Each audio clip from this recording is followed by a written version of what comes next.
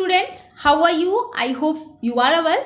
Now let's start your NCERT class 9 chapter 1 part 2 video. And your chapter name is matter in our surroundings, यानी कि पदार्थ हमारे चारों तरफ। इसका पार्ट फर्स्ट वीडियो मैंने ऑलरेडी अपलोड कर दिया है। अगर आप लोग जो है पार्ट फर्स्ट वीडियो देखना चाहते हैं तो मैं डिस्क्रिप्शन बॉक्स में उसका लिंक दे दूंगी, आप लोग वहां से जाके उस वीडियो को पहले देख लीजिएगा बिल्कुल अच्छे तरीके से। उसके बाद इस जो है सेकेंड वीडियो को आप लोग देखेंगे, ओके। और ऑलरेडी ये सभी जो आपके सामने टॉपिक्स हैं वो मैंने उसमें डिस्कस कर दिया है कि मैटर होता क्या है। तो मैं यहाँ पे आपको डिफाइन कर देती हूँ अगेन एक बार फिर से कि व्हाट इज मैटर। तो anything which occupy space and having mass is called matter, यानी कि वो चीजें जो जगह घेरती हैं और जिनमें वॉल्यूम या फिर मास होता है उसे हम लोग क्या कहते हैं, मैटर कहते हैं। और मैंने ये भी बताया था कि जो भी हमारे मैटर्स हैं वो सभी के सभी क्या होती हैं, आपके पार्टिकल से मिलकर बनी होती हैं। यानी मैटर्स आर पार्टिकुलेट, यानी matters are made up of particles, यानी मैटर किस से मिलकर बनी होती है, पार्टिकल से मिलकर बनी होती हैं, ओके। और मैंने ये भी बताया था कि आपके पार्टिकल्स कितने छोटे होते हैं। तो पार्टिकल्स जो है हमारे इमेजिनेशन यानी हमारी कल्पना से बहुत परे, यानी बहुत बहुत छोटे होते हैं, पार्टिकुलेट बहुत ही छोटे होते हैं। अगर हम लोग 1 ड्रॉप ऑफ वाटर में पार्टिकल्स की बात करें तो मिलियंस ऑफ पार्टिकल्स होते हैं। या फिर किसी पार्टिकल्स का कोई क्रिस्टल है, मान लीजिए हम लोग एक शुगर के जो है एक क्रिस्टल के जो क्यूब शेप का छोटा छोटा क्रिस्टल होता है शुगर का, उसकी अगर हम लोग बात करें तो उसमें भी आपके मिलियंस ऑफ पार्टिकल्स होते हैं, ओके। और नेक्स्ट उसके बाद से हम लोग इस वीडियो में यहाँ पे जो है देखेंगे, जानेंगे पार्टिकल्स जो भी हैं आपके उनकी कैरेक्टरिस्टिक के बारे में, यानी जो जिससे मिलके हमारे पूरा मैटर बना हुआ है उसकी क्या कैरेक्टरिस्टिक। और हर वीडियो में मैं आप लोगों से क्वेश्चन करती हूँ, तो इस वीडियो में भी मेरा एक क्वेश्चन रहेगा। लास्ट में आखिर में मैं आप लोगों से क्वेश्चन करूंगी और उस क्वेश्चन का आंसर आप लोग कमेंट बॉक्स में देंगे। और फर्स्ट वीडियो में मैंने आप लोगों से एक क्वेश्चन पूछा था कि which matter we can use instead of potassium permanganate and Dettol liquid in this experiment, यानी हम लोग किस मैटर का इस्तेमाल कर सकते हैं पोटेशियम परमैंगनेट या फिर डेटॉल लिक्विड की जगह पे इस एक्सपेरिमेंट को करने के लिए। और कौन सा एक्सपेरिमेंट, जो एक्सपेरिमेंट था कि हमारे पार्टिकल्स कितने छोटे होते हैं, उस एक्सपेरिमेंट को हमने करने के लिए जो पोटेशियम परमैंगनेट या फिर डेटॉल का इस्तेमाल किया था उसकी जगह पे हम लोग और किन किन चीजों का इस्तेमाल कर सकते हैं, वो मेरा क्वेश्चन था। तो मैं यहाँ पे आपको आपके उस क्वेश्चन का आंसर बता रही हूँ, शुगर, सॉल्ट कि जो हमारे मैटर के पार्टिकल्स हैं उनकी क्या कैरेक्टरिस्टिक्स होती हैं उनके बारे में। और आप देख सकते हैं जो आपका पहला कैरेक्टरिस्टिक्स है 1.2.1 particles of matter have space between them, यानी कि जो भी हमारे मैटर के पार्टिकल्स होते हैं उनके बीच में स्पेस होती है, कुछ जगह होती है, ओके। और इन activities 1.1 and 1.2 we saw that particles of sugar, salt, Dettol or potassium permanganate got evenly distributed in water. और हमने जो आपने जो activity 1.1 and 1.2 part first video में देखा, समझा, उसमें हम लोगों ने क्या किया था, शुगर, सॉल्ट, डिटॉल या फिर पोटेशियम, इन सभी चीज़ों को हमने स्टर किया था। और हमने देखा, हमने ऑब्जर्व किया कि जो भी ये चीज़ें हैं वो बिल्कुल अच्छी तरीके से बिल्कुल एक समान जो है पानी में डिस्ट्रीब्यूट हो गई थी, ओके।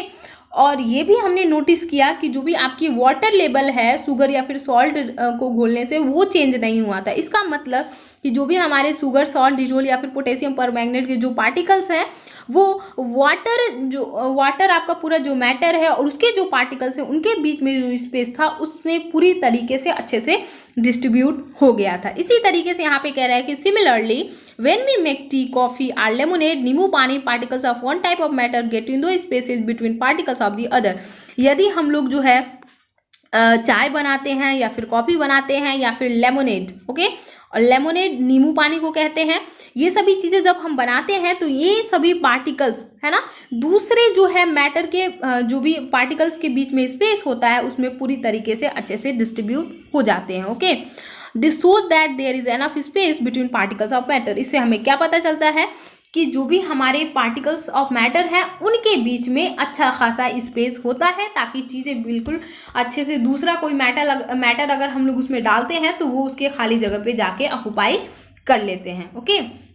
तो ये आपकी पहले कैरेक्टरिस्टिक से। सेकेंड आपका कैरेक्टरिस्टिक है particles of matter are continuously moving, यानी कि जो भी आपके मैटर के जो पार्टिकल्स हैं वो लगातार जिगजैग मोशन करते रहते हैं या फिर जो ब्राउनियन मोशन या फिर वो क्या करते रहते हैं, घूमते रहते हैं। Okay, particles of matter are continuously moving, लगातार ये घूमते रहते हैं। और इस चीज़ को भी समझने के लिए यहाँ पे ऑलरेडी आपकी एक्टिविटी 1.3, 1.4 और 1.5 दिया गया है। तो आइए इसको समझते हैं हम लोग कि कैसे हमें पता चलेगा कि जो भी आपके पार्टिकल्स ऑफ मैटर हैं वो लगातार घूमते रहते हैं। तो आपको क्या करना होगा कि आप जो है आप अपने घर में, क्लास में, कहीं भी अगरबत्ती जलाते हो, है ना, और अगरबत्ती को इंग्लिश में हम लोग कहते हैं इंसेंस स्टिक, है ना, इंसेंस स्टिक कहते हैं। तो जब हम लोग उसे जलाते हैं तो जब वो जला नहीं रहता है तो क्या होता है, वो उसको अगर स्मेल अगर करना है हमें तो बिल्कुल उसके करीब जाना पड़ता है। वही अगर उसको हम जला देते हैं तो हम कुछ दूरी पे बैठे रहते हैं तभी उसका स्मेल आने लगता है। ओके, इसका मतलब कि उसके जो भी अगरबत्ती के जो पार्टिकल्स हैं वो जलाने पर चारों तरफ फैल जा रहा है, यानी उसका जो पार्टिकल्स है वो घूमता रहता है। ये पहली एक्टिविटी हो गई 1.3, जिससे हमें पता चला कि पार्टिकल्स जो है कंटिन्यूअसली क्या करते रहते हैं, घूमते रहते हैं। नेक्स्ट आपका अगला एक्टिविटी 1.4 है। इसमें आपको क्या करना है, 2 ग्लास या फिर बीकर जो भी आपके पास अवेलेबल होगा वो ले लीजिएगा, उसको पानी से भर दीजिएगा। और पानी से भरने के बाद हमें क्या करना होगा, उसमें हनी और जो है इंक आपके पास अवेलेबल होगा ब्लू या रेड कलर का, उसको आपको डाल देना है उसमें, है ना। और यहाँ पे एक चीज़ ध्यान देना है, हमें स्टर नहीं करना है, उसे हिलाना डुलाना नहीं है, उसको अनडिस्टर्ब करके अपने रूम में, क्लास में बिल्कुल छोड़ देंगे। उसके बाद से हम लोग उसको ऑब्जर्व करेंगे। आप तुरंत हमें क्या ऑब्जर्वेशन दिखेगा उस इंक वाले ग्लास में जिसमें आपका जो है इंक हमने डाला, या फिर दूसरा ग्लास जिसमें हम हनी डालेंगे, तो आपको दिखेगा कि जो भी आपने इंक डाला है वो जल्दी से डिसॉल्व होना इसमें, यानी जल्दी से वो डिस्ट्रीब्यूट होना शुरू हो जाएगा in the comparison of honey के कंपेरिजन में, है ना। तो यहाँ पे ये हमें पता चला कि जो भी आपके पार्टिकल्स हैं, हम अगर उसे स्टर नहीं भी करते हैं तो मैटर जो है आपस में क्या होने लगती है, डिसॉल्व होने लगती है, डिस्ट्रीब्यूट होने लगती हैं। और लास्ट में आपसे यहाँ पे क्वेश्चन पूछ रहा है कि what do you observe immediately after adding a drop of honey, या फिर ड्रॉप ऑफ, तो क्या तुरंत होगा, तो वही डिस्ट्रीब्यूशन शुरू हो जाएगा। और दूसरा यहाँ पे कह रहा है कि कितना घंटा लगेगा या फिर कितना दिन लगेगा उस इंक को जो है पूरी अच्छी तरीके से उस पानी में डिस्ट्रीब्यूट होने में, तो कुछ घंटे में वो इंक जो है पूरी तरीके से डिस्ट्रीब्यूट हो जाएगा। यानी इससे पता हमें ये चलता है कि जो है पार्टिकल्स डिस्ट्रीब्यूट होते हैं, यानी पार्टिकल जो है मोशन कंटिन्यूअसली करते रहते हैं। अगेन उसके बाद से आपका अगला एक एक्टिविटी 1.5 है, इसमें भी हमें वही करना है, यानी आपको जो है कॉपर सल्फेट हो गया, पोटेशियम परमैंगनेट, कोई भी चीज़ें जो है आपको डिजॉल्व करानी है वाटर में। बशर्ते यहाँ पे एक चीज़ नया होगा, एक हम ग्लास में गर्म पानी लेंगे और दूसरे ग्लास में हम क्या करेंगे, ठंडा पानी लेंगे, है ना। और दोनों में 1 बाय 1 करके हम लोग चीज़ों को मिलाएंगे। और आप क्या देखेंगे कि जिसमें आपका गर्म पानी है उसमें चीज़ें बहुत जल्दी डिजॉल्व होंगी in the comparison of cold water. और हमें यहाँ से ये पता चलेगा कि टेम्परेचर बढ़ाने से जो सॉल्युबिलिटी रेट है, यानी जो चीज़ों की घुलने की जो रेट है वो क्या हो जाती है, बढ़ जाती है। और ऐसा क्यों होता है, कैसे होता है, तो ये होता है आपकी काइनेटिक एनर्जी बढ़ने की वजह से, है ना। काइनेटिक एनर्जी टेम्परेचर की वजह से बढ़ जाता है और जिसकी वजह से चीज़ें जो है बहुत जल्दी से डिजॉल्व हो जाती हैं। ओके, यानी यहाँ पे कह रहा है, उसके बाद से नेक्स्ट यहाँ पे लास्ट पैरा में कह रहा है कि from the 3 activities 1.3, 1.4, 1.5 we can conclude the following. हम जो है क्या निष्कर्ष निकला इन सभी चीज़ों से, यहाँ पे नीचे आपके जो है आपके नेक्स्ट पेज पे दिया हुआ है और आप देख सकते हैं आपका जो अगला पेज है, कंक्लूजन निकला इन सभी चीज़ों से। तो पार्टिकल्स जो है बिल्कुल कंटिन्यूअसली मूव करते रहते हैं, ये अच्छे से एकदम प्रूफ हो गया, है ना। और they possess what we call the kinetic energy, और वो जो है क्या करते हैं, काइनेटिक एनर्जी पोजेस करते हैं, यानी शो करते हैं। और यहाँ पे मैं बता दूं आप लोगों को कि एनर्जी 2 तरह की होती है, एक पोटेंशियल एनर्जी, एक काइनेटिक एनर्जी। काइनेटिक एनर्जी होता है ड्यू टू मोशन और पोटेंशियल एनर्जी होता है ड्यू टू पोजीशन। ओके, ये दोनों अलग अलग एनर्जी हैं और जैसे ही हम टेम्परेचर बढ़ाते हैं तो यही काइनेटिक एनर्जी बढ़ जाता है, यानी उस जो चीज़ें हैं उनकी मोशन बढ़ जाती हैं और जो है चीज़ें बहुत जल्दी से मूव करने लगती हैं। Okay, so we can say that with increase in temperature the kinetic energy of the particles also increase. तो हम कह सकते हैं कि काइनेटिक एनर्जी बढ़ाने से पार्टिकल्स के जो आपकी डिजॉल्विंग रेट है वो क्या हो जाती है, बढ़ जाती है, यानी उसका मोशन भी क्या हो जाता है, बढ़ जाता है। ओके, और in the above three activities we observe that particles of matter intermix on their own with each other। और हमने इन तीनों एक्टिविटीज़ में देखा कि हमने उसको मतलब कुछ एक साथ मिक्स करने के लिए ना ही हमने ग्लास रॉड की मदद ली, ना ही चम्मच की मदद ली, वो आसानी से खुद ब खुद जो है इंटरमिक्स हो जाता है, एक दूसरे के साथ मिक्स हो जाते हैं। They do so by getting into the spaces between the particles. और ये जो है खुद ब खुद जो है जो भी पार्टिकल्स के बीच में जो खाली स्पेस होता है उनका जगह जाके ये ऑक्युपाई कर लेते हैं। Okay, This intermixing of particles of two different types of matter on their own is called diffusion। और ये जो intermixing होता है particles का, दो तरह के particles जो है two different types of matter यानी दो अलग अलग तरह के matter के बीच में ये जो particles का intermixing होता है, इसको हम लोग कहते हैं, इस process को कहते हैं diffusion। Okay, also observe that on heating diffusion becomes faster। Okay, यानी हम लोगों ने ये भी ऑब्जर्व किया कि जब हीट करते हैं हम चीज़ों को तो उनका जो डिफ्यूज़न होता है वो बहुत ही तेज़ी से होने लगता है। Why does this happen? ऐसा क्यों होता है? तो यहाँ पे मैं आप लोगों को बता दूं कि जब हम लोग चीज़ों को हीट करते हैं तो उसकी काइनेटिक एनर्जी बढ़ जाती है, और काइनेटिक एनर्जी बढ़ने की वजह से उसकी जो डिफ्यूजन होती है वो बहुत ही तेज़ी से होने लगती है। तो इसका आंसर हो जाएगा due to increase in kinetic energy. Why does this happen? Why diffusion becomes faster after heating? तो due to increase in kinetic energy. Okay, यानी चीज़ों की जब काइनेटिक एनर्जी बढ़ जाती है तो वो मोशन तेजी से करने लगते हैं, और यही वजह है कि उनका डिफ्यूजन जो होता है वो बहुत ही तेजी से होने लगता है। ओके, नेक्स्ट उसके बाद से आपका जो अगला कैरेक्टरिस्टिक्स है पार्टिकल्स का वो है कि particles of matter attract each other. यानी कि जो चीज़ों के पार्टिकल्स हैं, मैटर की जो पार्टिकल्स हैं वो एक दूसरे को अट्रैक्ट करते हैं, और इसको हम लोग दूसरे शब्दों में भी कह सकते हैं कि particles of matters have intermolecular forces. यानी कि जो भी आपके मैटर के जो पार्टिकल्स होते हैं उनके बीच में इंटरमॉलिकुलर फोर्स लगता है, एक दूसरे को ये क्या करते हैं, अट्रैक्ट करते हैं, इनके बीच में आकर्षण होता है, एक दूसरे को पकड़ के रखे रहते हैं, यानी बॉन्डिंग होता है इन पार्टिकल्स के बीच में। ओके, और यहाँ पे आप देख सकते हैं इसी चीज़ को यहाँ पे इस स्टेटमेंट को समझाने के लिए एक्टिविटी 1.6 यहाँ पे दिया गया है। और एनसीईआरटी बुक की सबसे खास बात ये होती है कि ये हर एक चीज़ को आपको एक प्रैक्टिकल वे में समझाने की कोशिश करता है, एक्सपेरिमेंट के साथ समझाता है। ओके, अगर कोई बच्चा इस हर एक एक्सपेरिमेंट को एकदम प्रैक्टिकली करता है तो बिल्कुल उसको अच्छे से समझ में आ जाएगा। अभी मेरे लिए पॉसिबल नहीं है, इस वजह से मैं आप लोगों को प्रैक्टिकल शो करके नहीं दिखाती हूँ, लेकिन इमेजिन करके आप लोग इन चीज़ों को समझ सकते हैं, because imagination power is a very powerful things, है ना। ये बहुत ही डेक्कन हेराल्ड एंड आइंस्टाइन, बहुत सारे साइंटिस्ट ने कहा है कि इमेजिनेशन पावर बहुत ही स्ट्रांग पावर होती है। तो आइए जरा इमेजिन करके ही हम लोग हर एक चीज़ों को यहाँ पे समझते हैं। आप देख सकते हैं इस एक्टिविटी 1.6 का जो फर्स्ट है ना, एक फील्ड में play this game in the field, आपको ये गेम जो है फील्ड में खेलना होगा, और इसके लिए आपको बनाना होगा सबसे पहले 4 ग्रुप, है ना, make 4 groups and form human chain as suggested, है ना।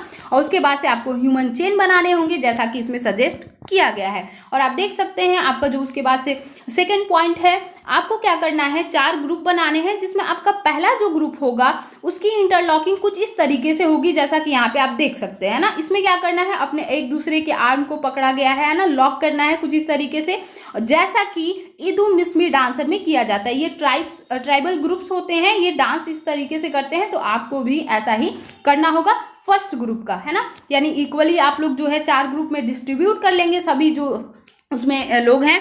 उसके बाद से उनको जो है इस तरीके से 4 ग्रुप में बांटेंगे, जिसमें फर्स्ट ग्रुप में आपको इस तरीके से इंटरलॉकिंग करना होगा ह्यूमंस का। ओके, नेक्स्ट उसके बाद से अगला जो आपका पॉइंट है, सेकंड ग्रुप में आपको क्या करना है, केवल एक दूसरे का हाथ पकड़ के ह्यूमन चेन बनाना है। सेकंड ग्रुप में क्या करना है, हाथ पकड़ के चेन बनाना है। नेक्स्ट उसके बाद से आपका अगला है थर्ड, आप देख सकते हो जो थर्ड ग्रुप है उसमें क्या करना है, ये जो है उंगलियों को टच करके, फिंगर टिप्स को टच करके आपको जो है ग्रुप बनाने हैं, उसमें जो भी लोग हैं। ओके, नेक्स्ट उसके बाद से अगला जो आपका फोर्थ ग्रुप है, उनके बच्चों को एक मतलब दौड़ने के लिए छोड़ देना, उसी तरीके से खुला जो है उन लोगों को छोड़ देना है, ताकि वो जो है जो भी अलग अलग चेन्स बनाए गए हैं अलग अलग ग्रुप्स के द्वारा उनको वो तोड़ सके। ओके, इस वजह से जो है फोर्थ ग्रुप को बिल्कुल बिना चेन वेन बनाए उसको जो है छोड़ देंगे, ताकि वो ग्रुपिंग कर करके आपस में चेन को तोड़ सके, जो भी चेन बनाए गए हैं। ये एक एज अ गेम हो जाएगा। ओके, और यहाँ पे आपसे उसके बाद से क्वेश्चन पूछ रहा है, which group was the easiest to break why. Okay, यानी यहाँ पे कह रहा है कि आपको क्या लगता है कि किस वाले चेन को तोड़ना बिल्कुल आसान होगा। तो आई होप आप लोग को इसका आंसर बिल्कुल अच्छे से आ रहा होगा, और इसका आंसर होगा कि जो थर्ड ग्रुप है उसको तोड़ना आसान होगा। तो उसके बाद से पूछ रहा है कि वाई, ऐसा क्यों होगा? Because attraction between third groups है ना, वो क्या है, बहुत कम है।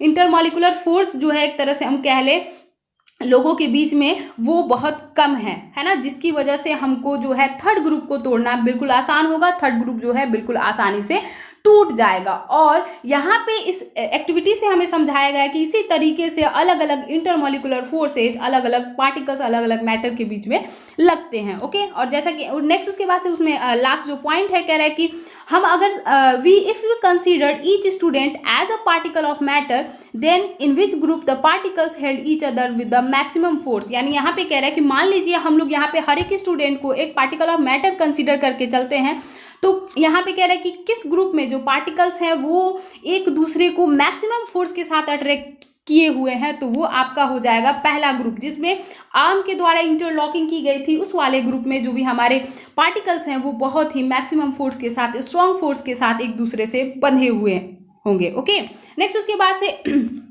तो आपको इस एक्टिविटी 1.6 से समझ में आ गया होगा कि जो भी आपके इंटरमॉलिकुलर फोर्सेज जो है लगते हैं बिल्कुल इसी तरीके से है ना आपके पार्टिकल्स के बीच में भी। नेक्स्ट उसके बाद से अगला आपका एक्टिविटी 1.7 भी इसी चीज को समझाने के लिए किया गया है, लेकिन इसमें आपको करना क्या होगा, आयरन नेल लेना होगा, a piece of chalk and rubber band. Okay, इन सभी चीजों की आवश्यकता पड़ेगी। ओके, नेक्स्ट उसके बाद से आपको क्या करना होगा, उनको जो है हैमरिंग करना होगा, यानी हथौड़े से पीटना होगा उन्हें कट करने के लिए, उन्हें स्ट्रेच करने के लिए। ओके, इन तीनों चीजों को अलग अलग। उसके बाद से आपका अगला पॉइंट कह रहा है कि in which of the above three substances do you think the particles are held together with greater force, है ना।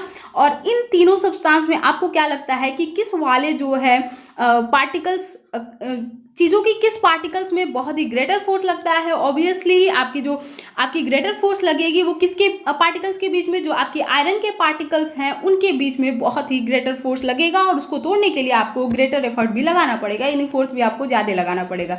यानी इससे हमें ये पता चला कि अलग अलग मैटर्स में इंटरमॉलिकुलर फोर्सेज वो अलग अलग होते हैं, यानी किसी में बहुत ज्यादा स्ट्रांग होता है और किसी में कम। जैसा कि आप यहाँ पे समझ सकते हैं, चॉक के पार्टिकल्स के बीच में इंटरमॉलिकुलर फोर्स बहुत ही कम होगा, वो आसानी से आपका जो है हैमर की मदद से एक ही बार में वो टूट जाएगा, जबकि आयरन जो है वो फैलता जाएगा, वो नहीं टूटेगा ड्यू टू इंटरमॉलिकुलर फोर्स, है ना, क्योंकि उसमें बहुत ज्यादा स्ट्रॉन्ग इंटरमॉलिकुलर फोर्स लगेगा, जिसकी वजह से वो नहीं टूट पाएगा।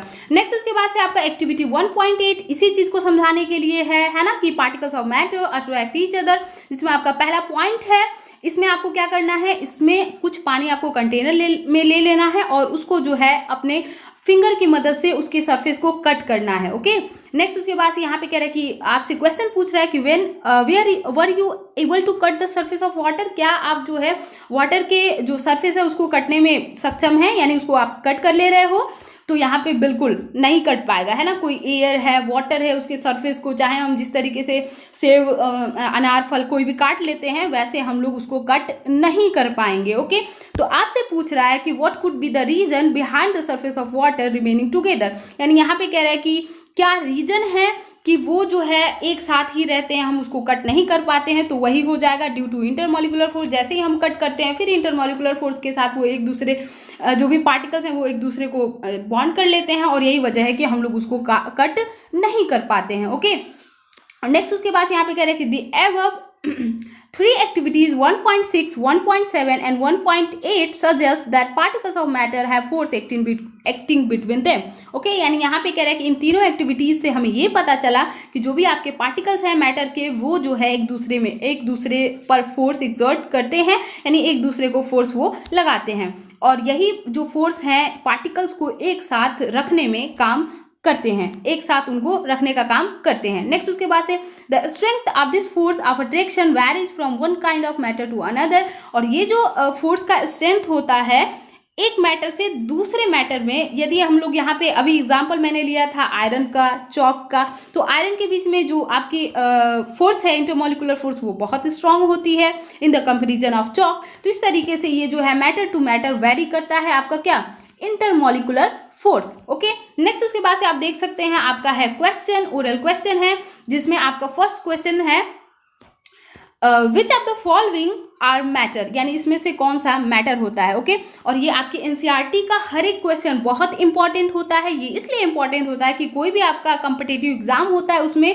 डायरेक्ट जो है इसी टाइप के क्वेश्चंस को वो लोग देते हैं, है ना। तो आप अगर एनसीईआरटी के सभी क्वेश्चंस को लगाते हैं तो आप जो है पक्का किसी भी कॉम्पिटिटिव एग्जाम के क्वेश्चन को आप लोग कर सकते हैं। इसीलिए बहुत ही इंपॉर्टेंट होता है और हर एक क्वेश्चन को हर एक इंसान को अटेम्प्ट करना चाहिए। तो आइए हम लोग करते हैं, जिसमें आपका पहला क्वेश्चन है कि इसमें से कौन सी चीजें मैटर है ना।